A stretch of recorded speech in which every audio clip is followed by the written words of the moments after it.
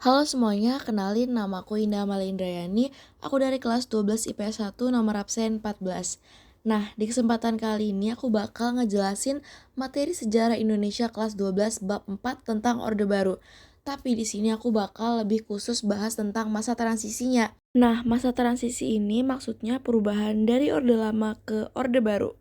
Jadi aku bakal ngejelasin tentang peristiwa apa aja yang menjadi awal dari Orde Baru sekaligus akhir dari Orde Lama. Gimana? Penasaran nggak? Ikutin sampai habis ya. Oke, kita flashback dulu ke tahun 1966 di mana tahun itu tuh merupakan tahun pasca G30S atau Gerakan 30 September. Pasti kalian udah gak asing banget kan? Gerakan G30S itu tuh menimbulkan kekacauan bagi Indonesia entah dari sektor ekonomi maupun politiknya. Nah, hal itu tuh membuat masyarakat benci pada PKI karena masyarakat tuh nganggap kalau PKI itu dalang dari G30S itu. Makanya rame tuh G30S PKI. Di tengah-tengah kekacauan ini, masyarakat tuh bisa dibilang kayak jengkel ke Presiden Soekarno karena beliau nggak cepet nanggepin kekacauan itu sekaligus nggak menyelesaikan bagaimana sih akhir dari G30S itu. Lalu, pada tanggal 10 sampai 13 Januari 1966, Kesatuan Aksi Mahasiswa yang tergabung dalam Front Pancasila ini menyuarakan Tritura atau Tiga Tuntutan Rakyat. Nah, Tritura ini berisi, yang pertama bubarkan PKI, yang kedua bersihkan Kabinet Dwi Kora dari unsur-unsur PKI, dan yang ketiga ada turunkan harga, entah itu harga makanan, bensin, atau tarif kendaraan umum karena pada saat itu tuh harga tuh mahal-mahal banget. Nah ternyata guys, demonstrasi ini tuh tetap nggak ditanggepin cepat sama Soekarno. Nah makanya para demonstran ini tuh mulai menyuruh Soekarno agar segera lengser dari pemerintahannya. Nah oleh karena itu pada tanggal 21 Februari tahun 1966, Presiden Soekarno merombak kabinet Dwi Koranya yang termasuk dalam salah satu tritura tadi yang bersihkan kabinet Dwi Kora.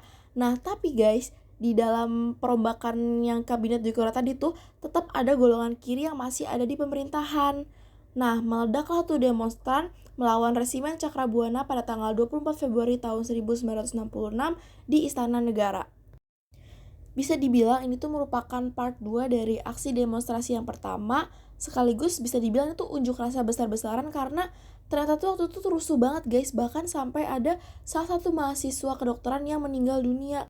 Karena keadaannya udah kacau banget nih, akhirnya pada tanggal 11 Maret tahun 1966, Presiden Soekarno mengeluarkan Surat Perintah 11 Maret atau yang ramai dikenal sebagai Super Semar. Banyak sejarawan yang mengatakan bahwa Super Semar inilah yang menjadi tonggak dari lahirnya Orde Baru. Hal ini karena Super Semar ini kan dikeluarkan oleh Soekarno untuk Soeharto yang saat itu menjabat sebagai Pangkostrat ya.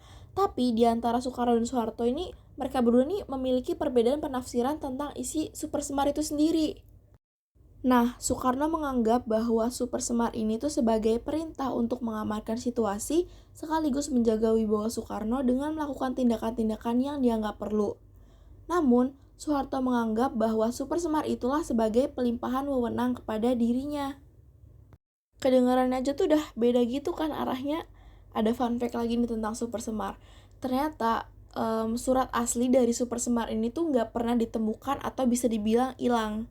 Nah, ada juga 3 tokoh yang mengantarkan Super Semar ini. Yang pertama ada Amir Mahmud, yang kedua ada M. Yusuf, dan yang ketiga ada Basuki Rahmat. Mungkin hanya Tuhan dan mereka bertiga saja yang tahu di mana surat asli Super Semar.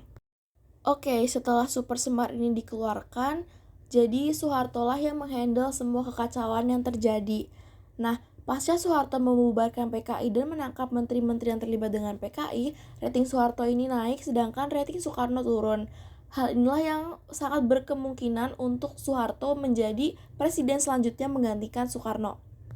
Orde Lama ini bisa dibilang resmi berakhir itu setelah sidang istimewa MPRS di mana Soekarno berpidato nawaksara yang ditolak oleh MPRS. Makanya Soekarno ini lengser dan Soeharto langsung naik sebagai presiden kedua Republik Indonesia.